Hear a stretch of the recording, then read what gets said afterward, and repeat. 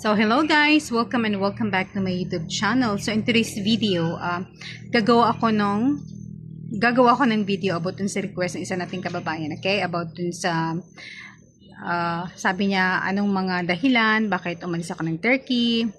And then kung ano din yung reason bakit hindi ako nagpaalam ng maayos, okay? So yun yung gagawin ko for today.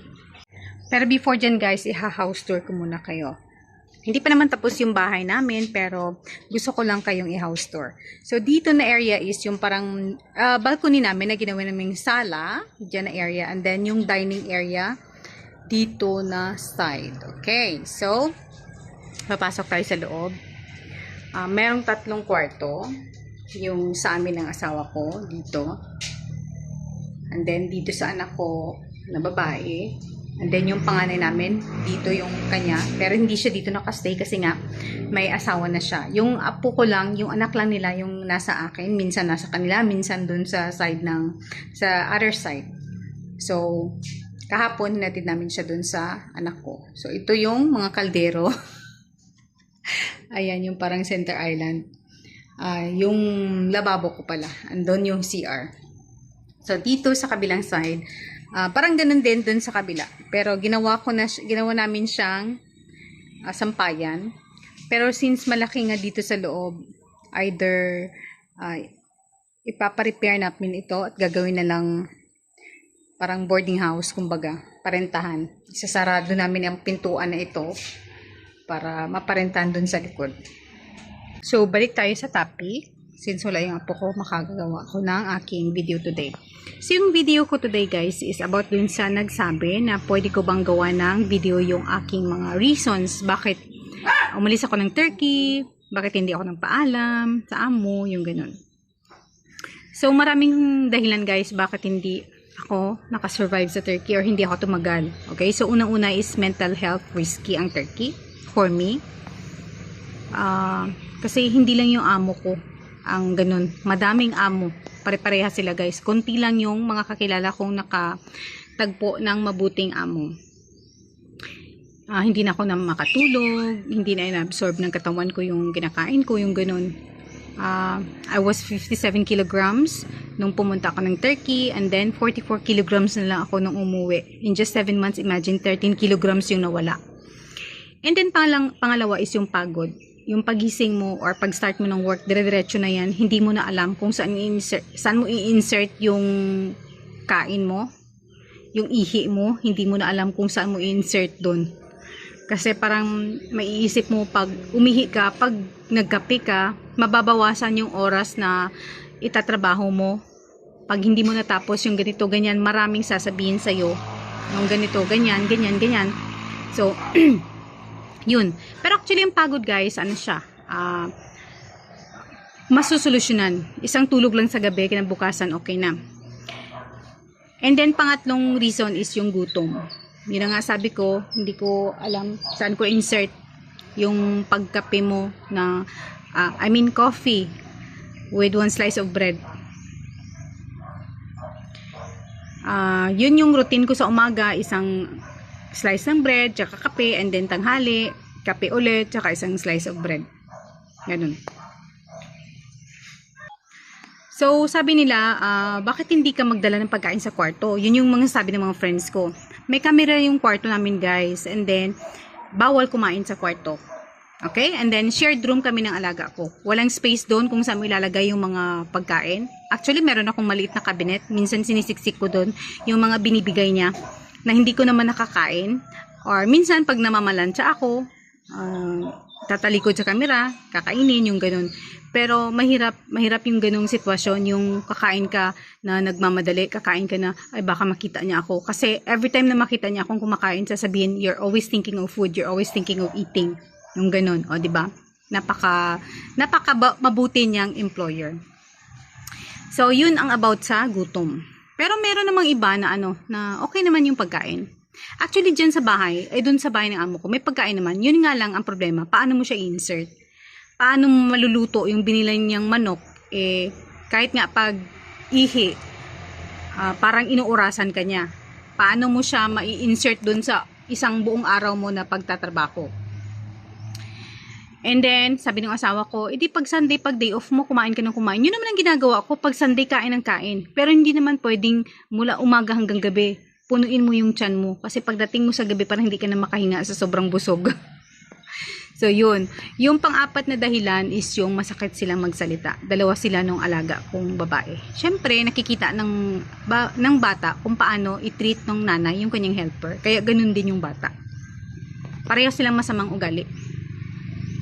May mga pagkatraidor ba, yung ugaling ganun. Tapos, grabe yung mang-insulto, yung nanay, grabe mang-insulto, grabe mang-degrade,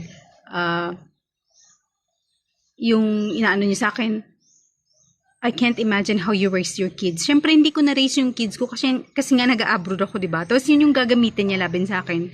Kumbaga, hinihiwaan niya ako ng malaking sugat gamit yung mga ganong bagay, mga ganitong ganyan. Ay nako, sasabihin niya pa, I swear to Quran, sinabihan kita na gawin mo yan, gawin mo yung ganito, pero hindi mo ginawa kasi nga hindi niya sinabi. Akala niya lang sinabi niya sa akin, pero hindi. Tapos sasabihin niya na sinabihan niya daw ako.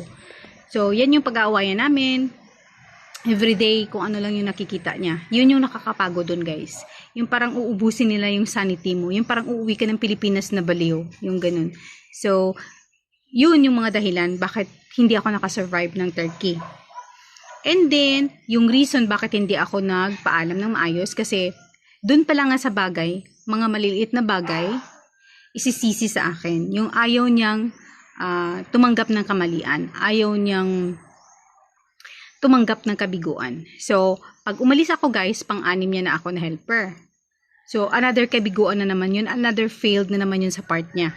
Na bakit nag-surrender na naman yung pang-anim niya na helper. Actually, may tumagal sila na helper. 3 years sa kanila, mahigit. Yan yung nagpalaki ng bata. Pero nagka-cancer naman, o diba? Tumagal nga sa inyo yung helper, pero nabigyan naman ng sakit yung tao. Dahil nga sa stress, silent killer yung stress sa katawan natin. Yan yung nagbibigay ng sakit. So, pag tumagal ako doon, ganun din yung mangyayari sa akin. So, hindi ako nang paalam kasi nga twice ako nagsabi na ibalik ako sa agency or ibalik ako sa Pilipinas pag hindi sila happy. Pero, wala. Ayun nila akong ibalik. Happy daw sila. Happy daw siya. And then, hindi na ako nag-ask ng help sa agency na i-pull out ako. Kasi once i-pull out ka, hahanapan ka naman ng iba. Hahanapan ka naman ng ganito, ganyan. Tapos sinabi na ako, syempre nakikita yung post ko sa Facebook, sabi tiis-tiis lang. Which is, alam ko na parang ako lang yung makakapagbigay ng solusyon sa aking problema. Ako lang makaka-help sa sarili ko. And then, nag-worry din ako na pag nagpaalam ako, baka gawan ako ng kasalanan, baka paglabas ko ng bahay, may pulis nang nag-aabang, or baka pagdating ko ng airport, nakat na pala yung ID ko, so may interrogate na naman ako doon, kasi yung marami akong kakilala na nagpaalam ng maayos, so ilang days before ng flight nila, kinat na yung ID. So pagdating ng immigration, marami na namang katanungan. Kaya yun, bahala na ma-report ako nila, ng kung anong-anong kasalanan dyan, kahit murder pa, basta nasa Pilipinas na ako, guys. Nakaalas na ako ng Turkey. Kasi ngayon yung nangyari. Pagdating ko dito sa Pilipinas, may nag-report na sa akin, nireport daw ako ng, nakita ko yung police report, kasi sinend din naman sa akin. Nagnakaw daw ako ng $4,000 and then alahas. Which is, hindi naman totoo yung alahas, kasi yung alahas ni babae, kahit tulog, suot-suot niya, paano ko nanakawin yun? Yung nakita sa camera na kinuha ko yung pera, allowance ko yun every Sunday, kahit i-review nila yung camera every Sunday, 7 a.m. in the morning, yan yung routine namin, guys. Sabado ng gabi, iiwanan dun sa sala yung aking allowance, and then, Sunday morning, 7 o'clock, 7:15 a.m., kinukuha ko. So, yun yung nakita nila. Which is talagang kukunin ko yung allowance ko kahit paalis na ako, guys, kasi may kulang sila na $50 dun sa sahod ko. Siguro kung nilagay niya dun yung $50 ko na kulang niya sa sahod ko, hindi ko na kukunin yung aking 700 TL na allowance. Pero since hindi nila nilagay yung $50, syempre, kinuha ko yung allowance ko na 700 TL. So, yun yung sa video na kinuha ko daw yung pera. Allowance ko yung kinuha ko. Hindi ako magnanakaw. Ilang bansa na yung napuntahan ko. Wala akong ninakaw, okay? Kahit pagkain nila, guys, dun sa ref nila, hindi mo mananakaw kasi may camera. May camera yung bahay nila. Kahit yung toilet ng babae, may camera. So, paano ka magkakaroon ng chance na nakawin yung mga kahit tissue niya doon? So, yun yung dahilan bakit hindi ako nagpaalam. Kasi nga, natatakot ako na baka paglabas ko ng bahay, may pulis na nakaabang. Okay, so nag-message yung aking agency na nagpapahanap ng replacement yung amo ko. Replacement ko galing Pilipinas. Kaya kinukuha yung aking yung exit ba? Yung parang tatak na nag-enter ka ng Pilipinas. So, sinend ko naman. So, good luck na lang dun sa papalit sa akin. Parang gusto kong sabihan yung agency ko na wag nang mag-replace galing Pilipinas. Doon na lang yung mga andun na sa Turkey. Kasi yung nandun sa Turkey, matatapang na yung mga nandun. Pwede nang palipat-lipat. So, saan nagtanong, bakit daw inabot ng 7 months bago ako umalis? Bakit daw hindi ako umalis nung bago pa lang ako? Guys, gusto ko namang umalis ng nabayaran ko naman yung mga utang ko. And then gusto kong umalis na legal. Kasi pag umalis ako dun sa amo ko, lilipat ako ng iba, baka i-cut niya yung ID ko or whatever, at then maging illegal ako, hindi ako makakauwi na maayos. Makakauwi ka nga, pero ang daming consequences na pagdadaanan. And inabot ng 7 months, syempre, mag-iipon pa ako ng pamasahe ko, di ba? Babayaran ko yung mga utang ko, at gusto ko din naman na may dala ako kahit konti, yung ganun. So, yun yung mga reasons, guys. So, sana masagot ko yung, sana na-grant ko yung wish ng isa nating kababayan na nagsabi na kung pwede ko ba daw gawa ng video yung mga reasons na bakit ako nag-surrender ng Turkey at bakit hindi ako nagpaalam ng maayos sa amo ko. So, ito na yun. Thank you so much for watching!